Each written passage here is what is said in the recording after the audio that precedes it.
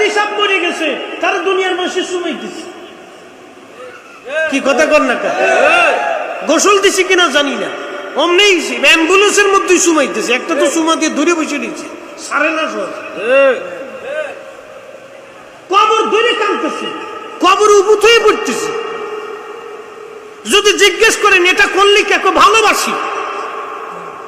আরে ভালোবাসার দলিলে যদি একজন ব্যক্তির শরীরে, চেহারায়, বুকে সুমাইতে সুমাইতে অস্থির করে দিতে পারে, একজন মুর্দা লাশের মুখে সুমাইতে পারে, একজনের কবর ধরে এইভাবে কাটতে পারে, কবর সারে না ভক্ত, কবর সারতেছে না, কবর ধরে রাখছে।